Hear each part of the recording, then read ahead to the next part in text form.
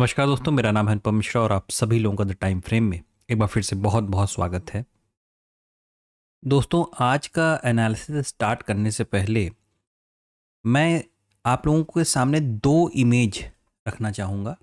उसके पीछे का रीज़न क्या है, वो मतलब ऐसा है ना कि जब वो दो इमेजेस आप लोग देखेंगे तो आगे का एनालिसिस आपको और ज़्यादा बेटर तरीके से समझ में आएगा। ठीक है, चलिए मैं उस इमेज को ओपन करता हूँ। ये देखिए, हम लोग ने क्या बात किया था? हम लोग ने बात किया था कि अगर ये हम लोग के सामने क्या है, ट्रेंड लाइन है। ठीक है, और ये जो है, ये स्क्रीनशॉट है कल के वीडियो का। ये जो कल का वीडियो बना था, ये उसी का स्क्रीनशॉट है कि अगर हमारा मार्केट इस ट्रेंड लाइन के नीचे, लेकिन कैसा, गैप अप ओपनिंग के साथ होता है, अगर गैप अप ओपनिंग के साथ खुलता है तो हम यहां से तुरंत क्या करेंगे, एक सेल की पोजीशन को क्रिएट कर सकते हैं।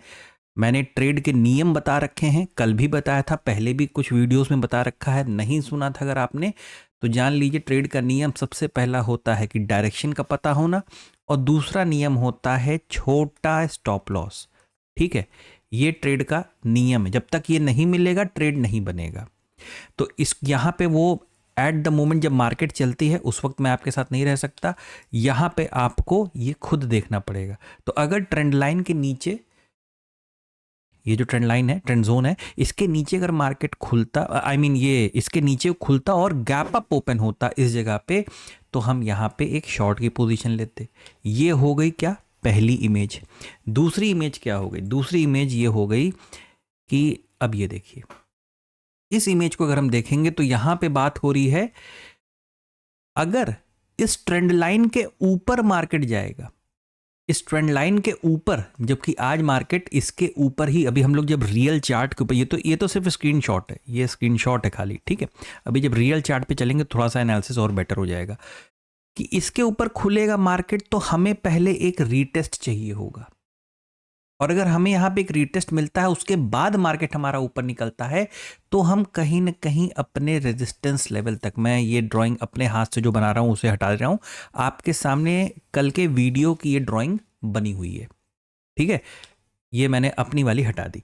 अच्छा, अब हम लोग क्या करते हैं, हम लोग अपने असली रियल चार्ट पे चलते हैं। ठीक है, अब जल्दी से समझ लेते हैं कि आज की मार्केट ने कहाँ पे किस तरीके से काम किया। ठीक है, हम लोग ने बात किया था कि अगर इस ट्रेंड जोन के नीचे खुलते हैं यहाँ पे, लेकिन एक गैप अप के साथ, तो गैप अप तो हुआ लेकिन वो सीधे चला गया इस ट्रेंड जोन के ऊपर तक चला गया।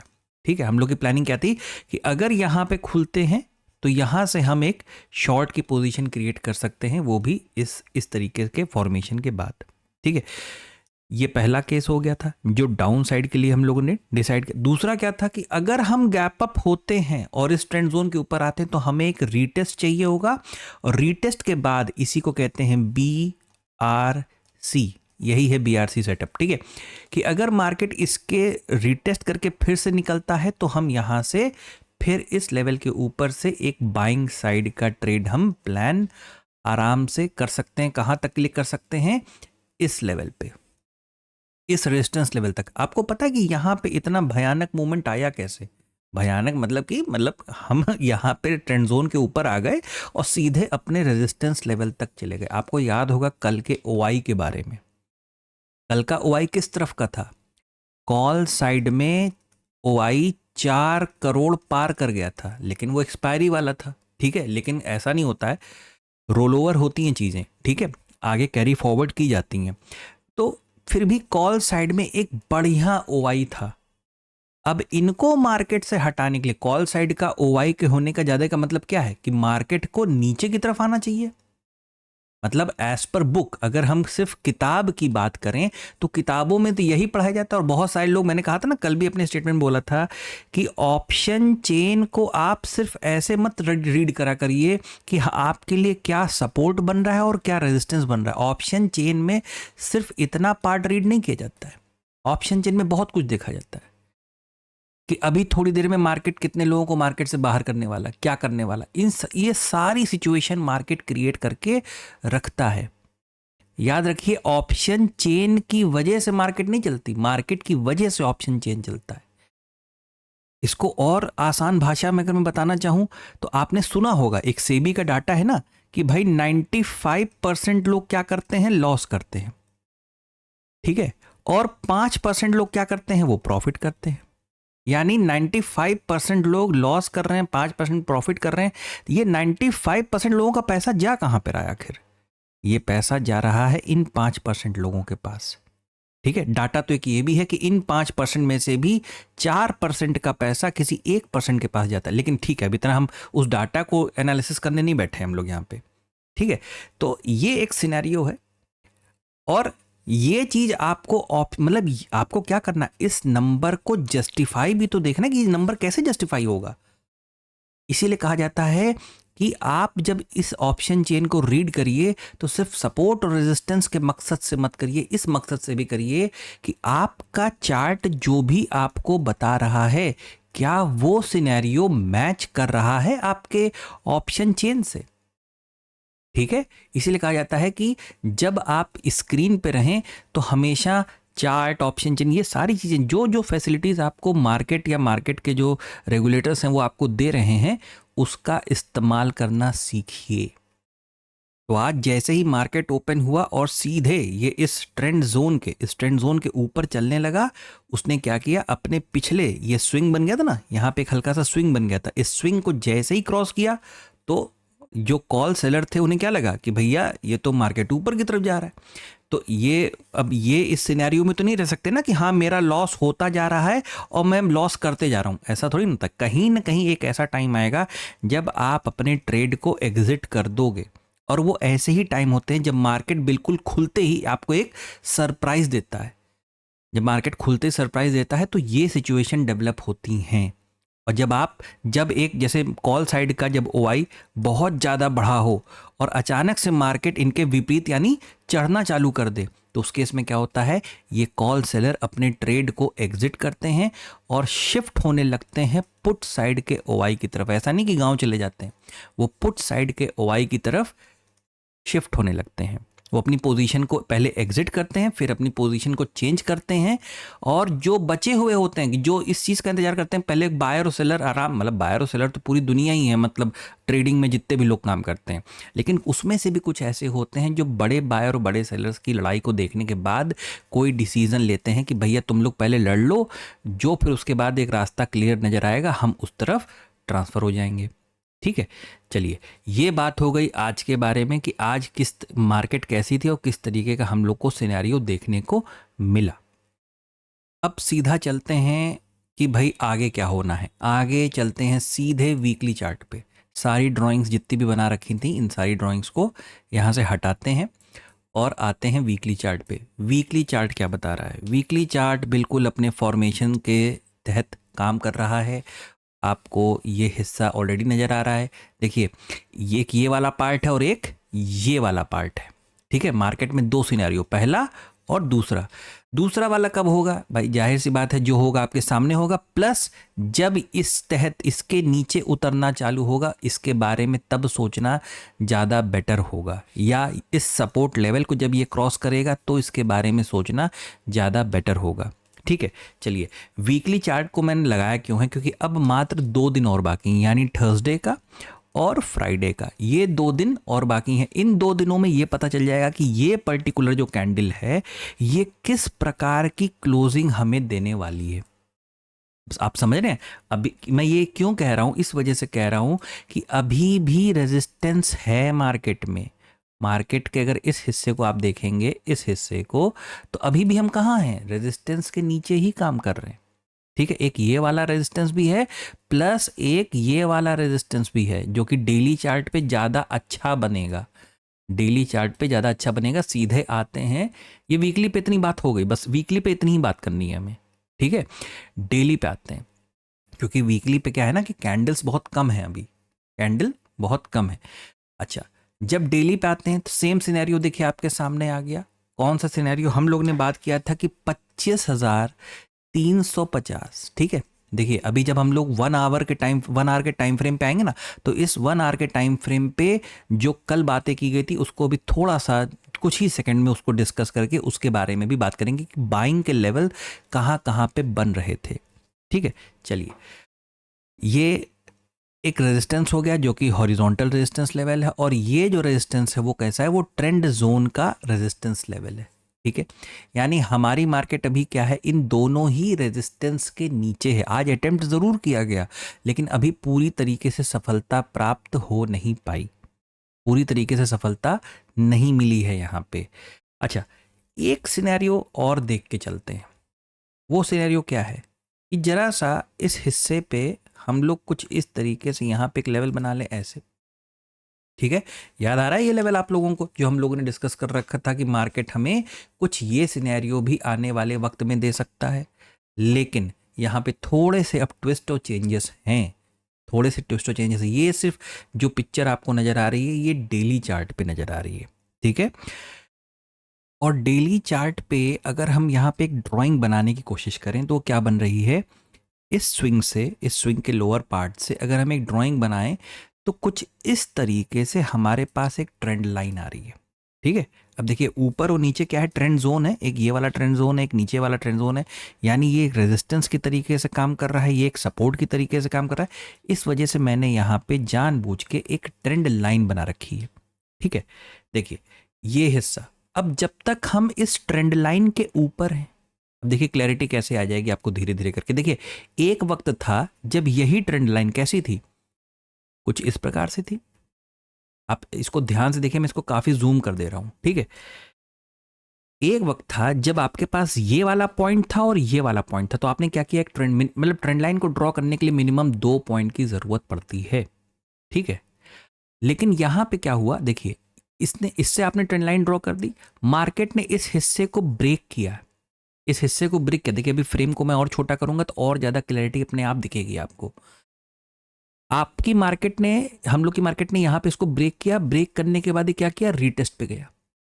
ये क्या हुआ, रीटेस्ट पे गया, एक बीआरसी के फॉर्मेशन पे गया। अच्छा, अब इसको जरा सा हम लोग कन्वर्ट करते हैं सीधे 1 घंटे के चार्ट पे। 1 घंटे के चार्ट पे आप इसी चीज को अब आप देखेंगे तो आपको कैसे नजर आ रहा है, कुछ इस तरीके से। ठीक है, कुछ इस तरीके से वो आपको नजर आ रही है। मार्केट में यहां पे देखिए, मार्केट ने इस हिस्से को देखिए ब्रेक किया था। ठीक है, ये बात है मेरे ख्याल से 12-13 तारीख के आसपास की बात है। इसको ब्रेक किया, रीटेस्ट करने गया, और रीटेस्ट करने के बाद बहुत बढ़िया तरीके से नीचे की तरफ कंटिन्यू किया।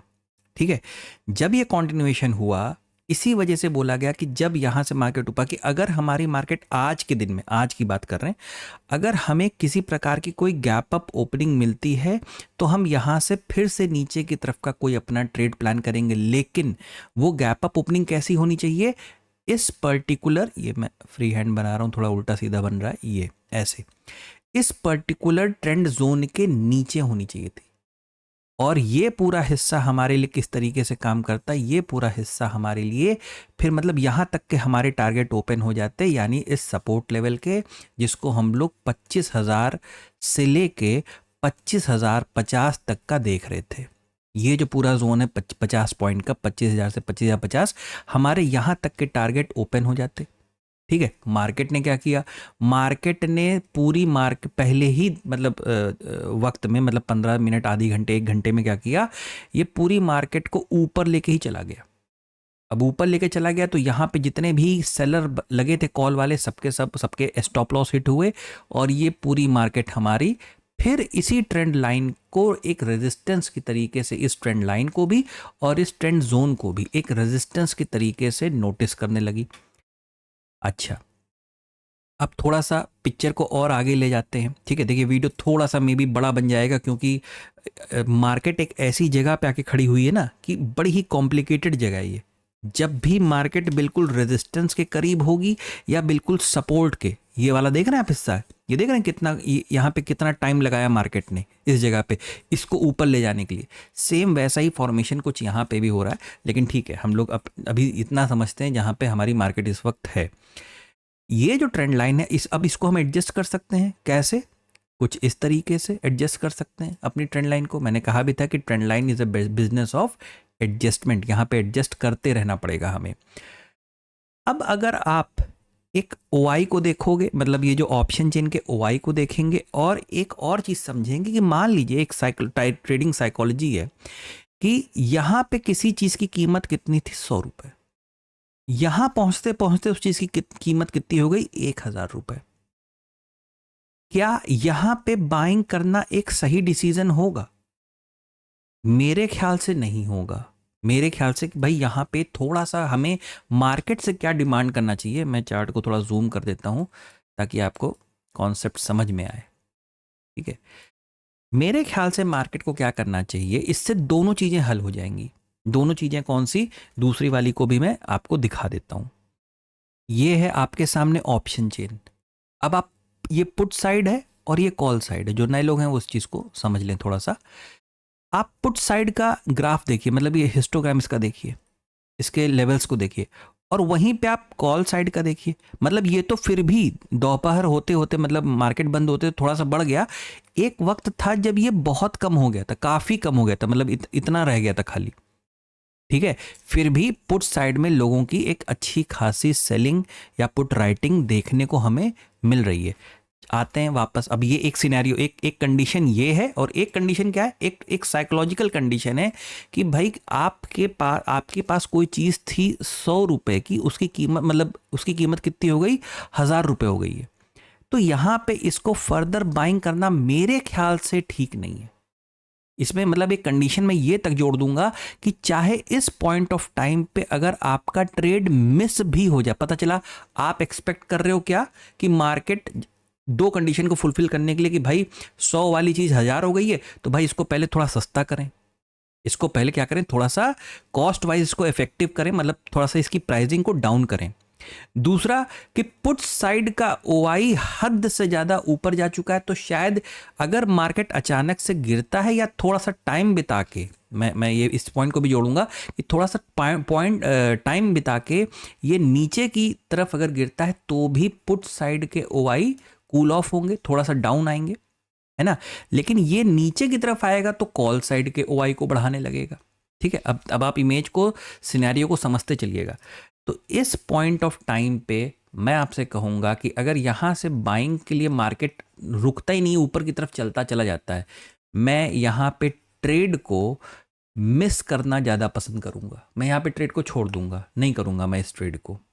ठीक है, लेकिन अगर मार्केट ऐसा सिनेरियो डेवलप करता है कि वो यहाँ पे एक रेंज बनाता है, और वो भी ऐसी रेंज हो जो थोड़ा सा डाउन ट्रेंड की तरफ हो, मतलब कुछ इस तरीके की रेंज डेवलप हो यहाँ पे या हो सकता है अमेरिकन मार्केट में या किसी और मार्केट में किसी टाइम कुछ ऐसी न्यूज़ आ जाए, कुछ ख़राब न्यूज़ हो जाए, और हमें उसको एक गैप डाउन सिनेरियो के तरीके से देखना पड़े, तो वो भी एक अच्छी अपॉर्चुनिटी फिर हमें मिलेगी दोबारा यहाँ से बाइंग। मतलब अगर ये नीचे हम आते हैं और यहाँ पे रेंज बनाते हैं, इस रेंज बनाकर अगर हम फिर से ऊपर जाते हैं, तो ये एक बेटर बाइंग अपॉर्चुनिटी मेरे ख्याल से होगी। क्योंकि देखिए, मैं यहाँ पे बाइंग की बात क्यों कर रहा हूँ, इस वजह से कर रहा हूँ क्योंकि सेलिंग तो अब हमें तब करनी है ना जब हम इस ट्रेंड लाइन को ब्रेक कर देंगे। मैं चार्ट को छोटा करके फिर से पूरे सिनेरियो को एक बार जल्दी से समझा देता हूँ। वीडियो ऑलरेडी बड़ा हो चुका है, आप थोड़ा सा स्पीड बढ़ा के देख लीजिएगा, मैं वैसे भी थोड़ा सा धीरे बोलता हूँ। ठीक है, कि मार्केट अगर इस पॉइंट पे अगर नीचे की तरफ आता है, थोड़ा सा टाइम बिताता है और ऊपर जाने की कोशिश करता है, तो यहाँ से एक काम करता हूँ ना, इसको 15 मिनट के चार्ट पे दिखा देता हूँ आपको। ये देखिए, ठीक है, यहाँ 15 मिनट के चार्ट से आप पता क्या करिए, एक ट्रेंड लाइन बना लीजिए। एक ट्रेंड लाइन कुछ इस तरीके की बना लीजिए, ऐसी थोड़ा सा और ऊपर कर लीजिए, ऐसे कर लीजिए। अब अगर आपकी मार्केट इस पॉइंट तक आती है, यहाँ से आती है और यहाँ पे एक टाइम बिताती है, इस टाइम बिता के ऊपर की तरफ अगर निकलना चलती है, तो ही बाइंग के तरफ का ट्रेड प्लान करिएगा, तो ही करिएगा। वरना कल के लिए मैं कहूँगा, जिन्हें थोड़ा बहुत भी ऐसा लग रहा है कि यार मार्केट समझ में नहीं आ रहा है, क्योंकि ऐसी जगह पे मार्केट है कि समझने में परेशानी हो सकती है। ज़रूरी नहीं कि हर इंसान को हर वक्त पे मार्केट समझ में आ ही जाए। आप मार्केट में कल मार्केट से दूर रहिएगा, या सिर्फ वेट एंड वॉच की सिचुएशन में आप रह सकते हैं। अगर आप एक डिसिप्लिन ट्रेडर हैं तो इतना काम करने के लिए आपको कोई बहुत बड़ी परेशानी नहीं होगी। अगर आप सट्टेबाज टाइप के हैं कि मतलब नहीं, मुझे तो आज सौदा करना ही करना, वरना रात तक मेरी तबीयत खराब हो जाएगी, तो भैया फिर तो आप जो मन चाहें वो कर सकते हैं, वो आपके ऊपर है। ठीक है दोस्तों, इतना ही एनालिसिस है कल के लिए। आशा करता हूँ आपको समझ में आया होगा, अच्छा लगा होगा। दोस्तों, अगर आपको एनालिसिस अच्छा लगे तो please like, subscribe and share my channel. धन्यवाद, नमस्कार।